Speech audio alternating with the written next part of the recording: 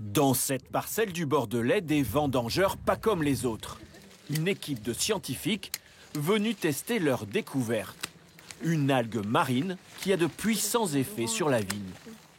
On est l'équipe de recherche et développement, mais c'est intéressant de voir les résultats concrets. Cette algue naturelle serait aussi efficace que les pesticides chimiques contre le mildiou, le champignon qui s'attaque à la vigne. Eh ben, ma foi, elles sont pas mal. Elles sont quand même épargnées par le mildiou cette année. Ouais. À quelques mètres, voici un rang qui, pour l'expérience, n'a reçu aucun traitement. Les grappes sont ravagées par le mildiou.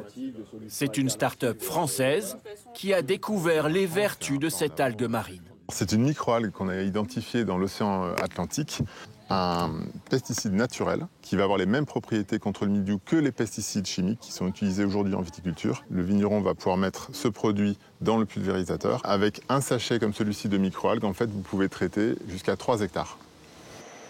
La première usine de production est en Islande, pays où l'électricité est verte et bon marché. Dans ces tuyaux où circule l'eau de mer, les LED accélèrent la concentration des microalgues. Si je coupe une grappe... Pour cette viticultrice, ce traitement naturel est un espoir. Dans la parcelle qu'elle prête pour les essais, la microalgue est aussi efficace que les pesticides conventionnels qu'elle utilise dans le reste des vignes. C'est l'idéal, parce que le but, c'est d'avoir le minimum d'impact sur notre environnement, sur la biodiversité et puis sur nous-mêmes aussi. La start-up française espère que son produit sera autorisé à la vente d'ici 2029. Le prix serait équivalent au traitement chimique pour un vin sans aucun résidu de pesticides. Et les explications avec vous, Alexandra, bonjour. Bonjour. Tout d'abord, est-ce que la vigne, ça consomme beaucoup de pesticides ? Oui, alors en France déjà, il y a 20% des vignobles qui sont en agriculture biologique. Ça veut dire que 80% du reste des vignobles français utilisent des pesticides. Les viticulteurs, en fait, manipulent ces substances qui sont actives, ces préparations pour lutter contre ce qu'on appelle les bioagresseurs. Ce sont des organismes vivants. On parle d'animaux, on parle de végétaux, de bactéries, de champignons, pour les protéger, pour protéger leur culture. Et dans le cas là, de la vigne, il s'agit quand même de protéger à la fois les racines, les branches, les feuilles et le raisin. Et c'est vrai que c'est différent d'autres cultures. Il faut bien avoir en tête que les cèpes de vigne, ce sont des cèpes qui durent très longtemps. On ne va pas replanter chaque année des cèpes, donc ça reste sur place. Ça veut dire que c'est une monoculture qui est pérenne. Et donc quand il y a des bioagresseurs, quand il y a des agresseurs sur ces vignes-là, ils vont rester, ils sont présents. Et donc il faut lutter systématiquement. Il y a deux manières de lutter. Une manière naturelle qui protège la santé humaine et qui protège l'environnement, mais il y a aussi les pesticides. Et en France, pour répondre précisément à votre question, eh bien, on a énormément recours aux produits phytosanitaires. C'est même la culture qui a le plus d'utilisation sur les produits phytosanitaires. Pour vous donner une idée, on a 3% de la France qui est recouverte de vignes. Et la majorité utilise des pesticides, 20% des produits phytosanitaires dans son ensemble, jusqu'à 80% pour les fongicides, ceux qui sont des produits toxiques qui en fait vont contre les champignons. On a vu cette micro-algue, est-ce que ça peut réellement changer la donne à l'avenir ? Alors ça pourrait.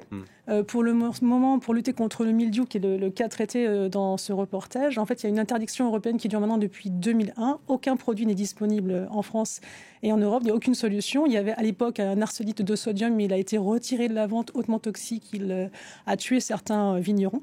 Là, on voit que c'était efficace, cet extrait d'algue, aussi bien dans les laboratoires qu'en conditions réelles. Ce qui est intéressant, c'est de voir que les scientifiques travaillent avec les vignerons main dans la main. C'est quelque chose qu'on constate de plus en plus dans nos reportages. Les scientifiques vont sur le terrain. Et là, ils sont allés un petit peu plus loin encore en créant cet extrait d'algue. Ils ont été voir s'il y avait des résidus, s'il y avait de la toxicité sur les environnements et sur la biodiversité. Et pour le moment, il n'y en a pas. C'est une algue magique ? On peut dire ça quelque part. Elle a deux fonctions. Elle est capable de booster le système immunitaire de la plante qui est agressée et en même temps, elle attaque directement la maladie. Et puis, elle va encore plus loin. Elle est capable, lorsque vous utilisez le petit sachet qu'on a vu dans le reportage, sur un traitement sur une vigne entière, ça attaque 3 maladies simultanément.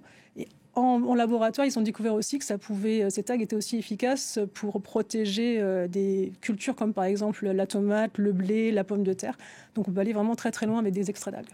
protéger des cultures terrestres avec une algue venue de la mer, donc fallait y penser. Oui, c'est ça, c'est pas forcément spontanément ce qui vient à l'esprit, mais il faut se rappeler que de toute façon, la vie sur la planète, elle vient des océans et que ces algues-là, elles vivent depuis des milliards d'années. Les micro-organismes, les algues, c'est le début de l'histoire de la vie. Et donc, elles ont développé des systèmes immunitaires ultra plus puissants.